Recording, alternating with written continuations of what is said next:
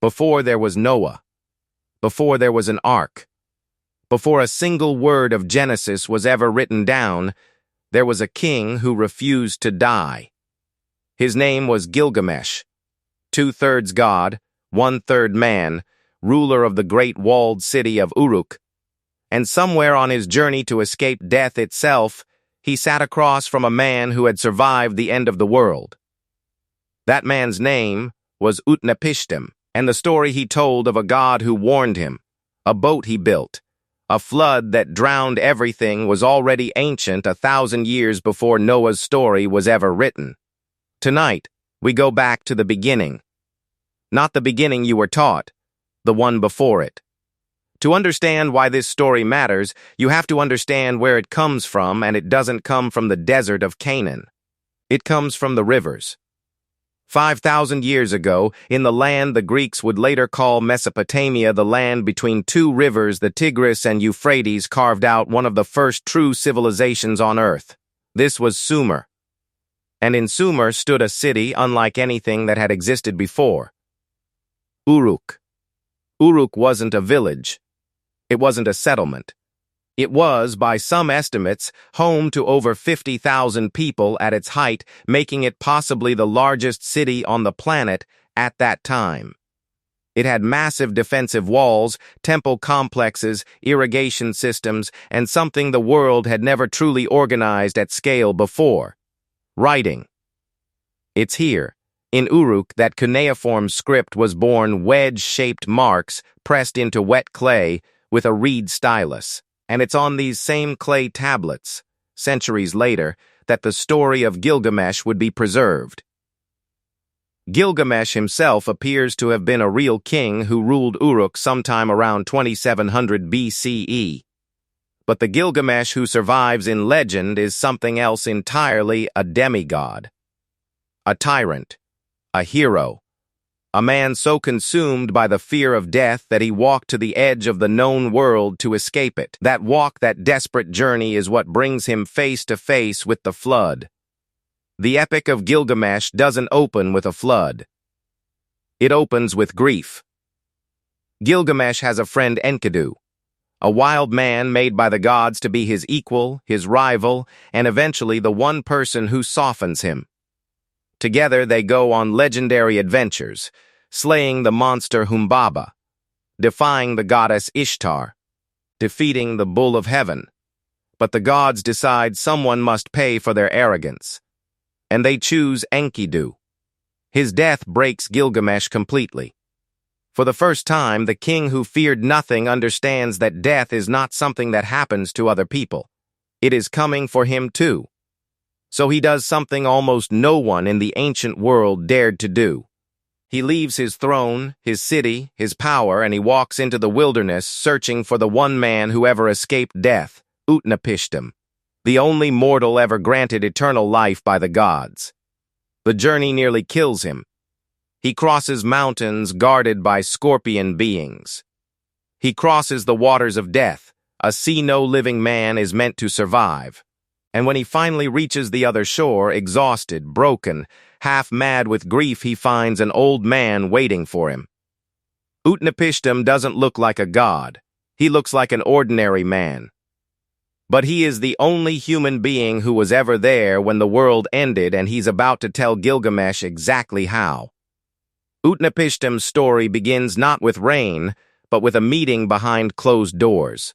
In the ancient city of Uruk, on the banks of the Euphrates, the gods held a secret council. Humanity had grown too numerous, too loud. The god Enlil, lord of the storm, complained that the noise of mankind was disturbing his rest.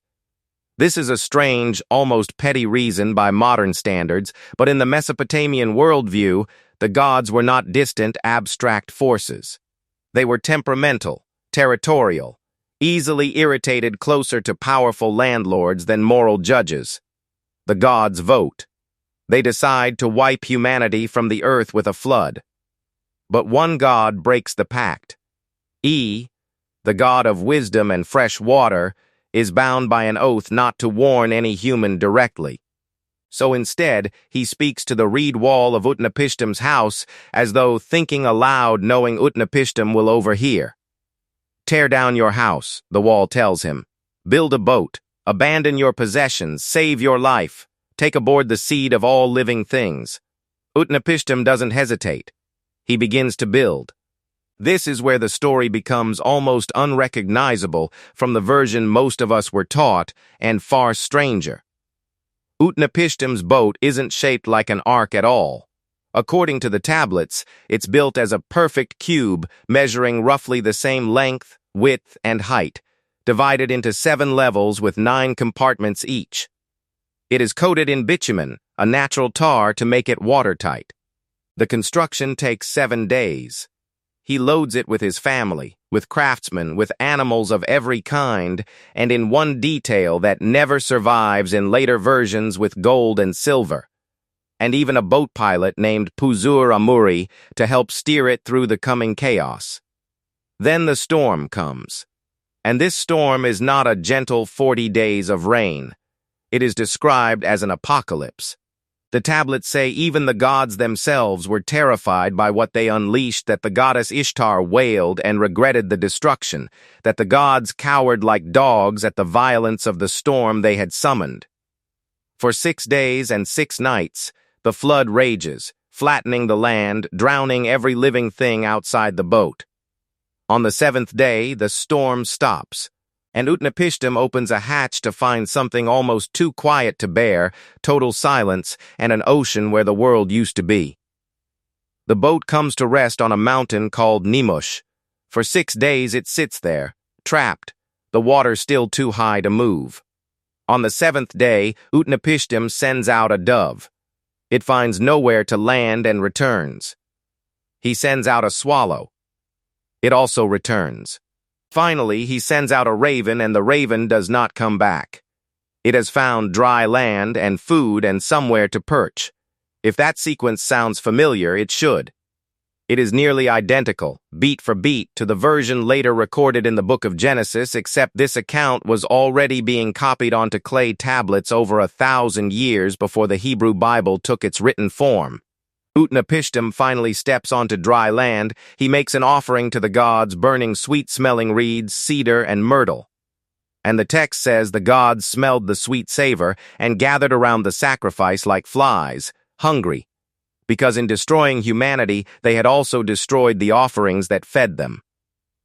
It's a startlingly human moment for gods to have regret, hunger, even shame. Enlil, the god who started it all, is furious to find survivors. But Ea, the god who broke his oath to save Utnapishtim, defends the decision. And in the end, the gods grant Utnapishtim and his wife something no other mortal will ever receive: immortality, and a home at the mouth of the rivers, at the edge of the world. Utnapishtim tells Gilgamesh this entire story for one reason: to answer the question that drove the king to the edge of the world. Can a man escape death? And the answer, brutally, is no. Utnapishtim's immortality was a one-time gift from the gods, granted after a catastrophe that will never happen again in the same way. It is not a path Gilgamesh can follow. There is no ritual, no boat, no mountain that will save him. Utnapishtim gives him one final chance: a plant that grows at the bottom of the sea, said to restore youth. Gilgamesh dives for it, finds it, and begins the long journey home, finally believing he has cheated death after all. Then, while he stops to bathe at a pool of cool water, a serpent slides out of a crack in the earth and eats the plant. It sheds its skin and slithers away, young again, while Gilgamesh watches everything he crossed the world for disappear in an instant. He returns to Uruk with nothing. No immortality. No answers. Just the walls of his own city standing exactly as he left them. And maybe that's the actual ending of the story, not the flood. Not the immortal man on the mountain, but a king finally accepting that some things cannot be outrun. The flood story survives Gilgamesh. It survives Utnapishtim. It survives the empire of Uruk, the empire of Babylon, the Empire of Assyria, buried in clay for 2,500 years until it was dug out of the sand and read again for the first time since before the Bible existed.